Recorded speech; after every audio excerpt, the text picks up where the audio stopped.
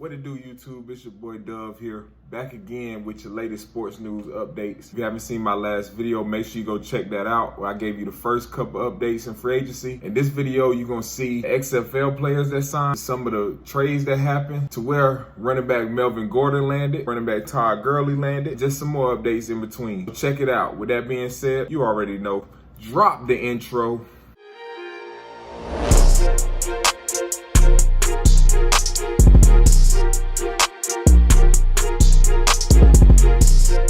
Alright man, to piggyback from my last video, Todd Gurley, released by the LA Rams a few days ago, just signed a one-year deal with the Atlanta Falcons. Now, let's see how things work out with him signing with the Falcons. There was reports that his knee is still not 100%, so it's interesting to find out how that's going to play out for the Falcons. They're taking a bit of a gamble with the all-pro running back. He's 25, but that knee might be 35, the way they describe it, man. The arthritis in that left knee is no joke, so let's see how they take care of that moving forward. Former LA Chargers running back Melvin Gordon signs a 2-year deal with the Denver Broncos. The deal is going to be worth up to $16 million. His deciding factor to sign with the Denver Broncos was so that he could play his former team twice. If you don't know, they're in the same division as the LA Chargers. So he had offers from other teams that offered him more money, but he strategically wanted to sign with the Denver Broncos so he could play his former team twice a year. Now you talk about revenge. That's revenge for you right there. Pairing Melvin Gordon with running back Philip Lindsay is going to give the Denver Broncos a hell of a two-way duo in that backfield, man. From Lindsay to Melvin, good luck stopping that. Let's see how that works out as the season progressed. Dallas Cowboys signed former safety Quentin Dix from the Chicago Bears. Man, he's former #1 draft pick from Alabama. He's had a up and down season last year. Let's see how he can help the Dallas secondary in the season coming up. The Saints re-signed 2-time Pro Bowler Andreas Pete to a 5-year, $57.5 million deal. This is a major move for the Saints as far as them already signing Drew Brees. You know you gotta protect that quarterback. So them re-signing their Pro Bowl offensive lineman, big move for the Saints. That's good. They can lock him up for 5 years and have that protection for Drew Brees in the upcoming season. The Saints also made another great pickup in this offseason. They signed former 49ers wide receiver Emmanuel Sanders. Emmanuel Sanders was coming off a torn Achilles for the Denver Broncos. Year prior, he played the beginning of the season with the Broncos. It wasn't really working out, so they ended up trading him to the 49ers.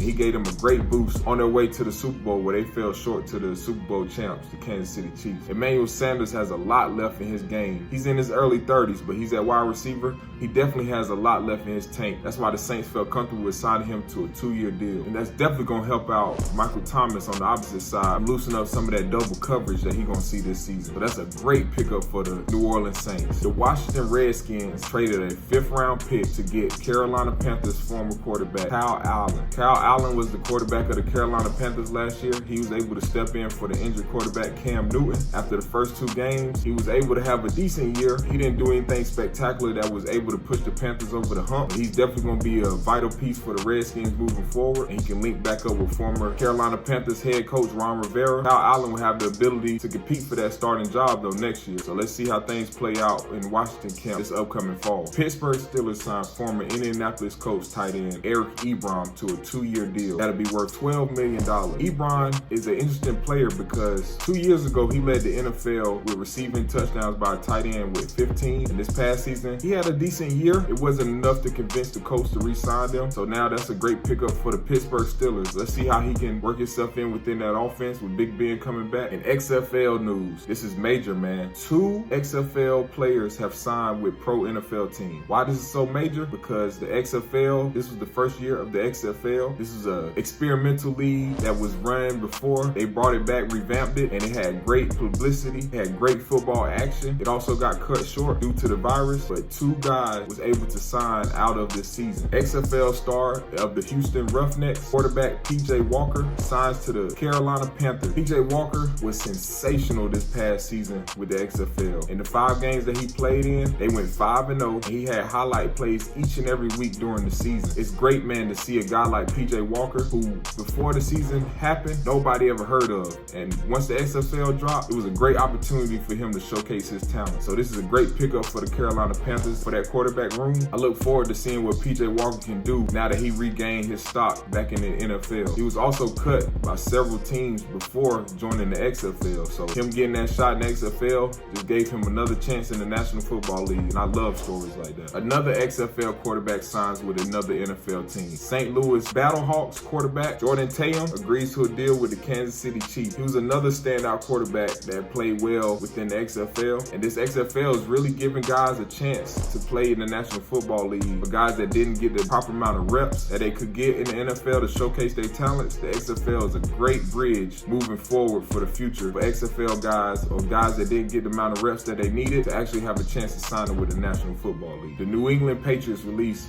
longtime kicker Steven Gostkowski. After last year, it was a rough season. I believe he got hurt and they didn't miss a beat without him. So it's curious to see how they move forward from the kicking game. But if you know him, he made a couple big kicks that helped the Patriots out in some of their playoff runs and Super Bowl runs. So let's see how the Patriots can replace him moving forward. Pats also signed quarterback, former Indianapolis Colt Brian Hoyer. To me, just familiar territory for Brian Hoyer. He's been under the Patriots system. He's been with offensive coordinator Josh McDaniels for a while. So him just going back there, just going to where he's comfortable, and he already knows the system. And I feel like he'll be a great backup. I'm not sure he'll be a starter, but we'll see how things play out in fall camp for the New England Patriots moving forward. The Las Vegas Raiders signed wide receiver and former Philadelphia Eagle Nelson Aguilar. Now, Aguilar is going to be signed on a one-year deal, but Aguilar, man, not the best guy for Eagles fans to bring up. From a play from last year, he had one game where he dropped a critical pass, and Eagles fans would not let him down about it. We was catching him,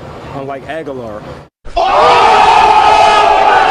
So him having a fresh start for the Raiders would definitely see how that thing play out for him. He definitely have opportunity, man, because the Raiders were struggling at the wide receiver position, especially after Antonio Brown had his antics and got cut off the team. They were struggling to find any help at the wide receiver position last year. They end up having to sign practice squad players to actually play. This is a fresh start for him. Let's see how he maximizes opportunity. The New York Giants signed former running back of the Tennessee Titans, Dion Lewis. This is a great pickup for the Giants because Dion Lewis can definitely come in and spill some of the time for Saquon Barkley. You don't want to get him in that year 3 where he can get all these reps and possibly get injured again. He did end up having an ankle injury last season. So for them to sign Dion Lewis, he's a great back to come in that can catch the ball out of the backfield. Definitely spend some reps for the superstar running back, Saquon Barkley. Let's cover a couple names of the top free agents that's still left out there that still hasn't signed to a team. Edge rusher Jadeveon Clowney is still on the market. From the reports I heard and read about, the Seattle Seahawks probably be the favorite to end up retaining him. That's a team he played for last year after being traded to them midway through the season from the Houston Texans. It's crazy how Clowney is still available, man. I don't know if he's unrestricted or not, but he still has a lot to bring to the table. The former #1 overall draft pick had a major impact on the Seattle defense once he got traded there as far as creating pressure on the quarterback. He definitely still have a lot left in the tank that he can bring to a team. So let's see how things play out for him and see what team he end up playing for. A couple other names that's still available. Quarterback Jameis Winston, he's still on the market. From what I've seen, a lot of the starting quarterback roles are starting to get filled up. So it's going to be tighter and tighter to see if James can still land a starting role. Maybe he might sign and compete for a starting spot, but right now it's still up in the air as far as what team is going to take a chance on the quarterback. New York Jets wide receiver Robbie Anderson is another wide receiver that's available in free agency this year. From the reports that I read about, it looked like he might be staying with the Jets. I haven't heard any much talk, any other teams reaching out, signing a veteran wide receiver. So let's see what happens, because I feel like Jets is still the best team for him to help quarterback Sam Darnold out as far as his development as a quarterback. Former Minnesota Vikings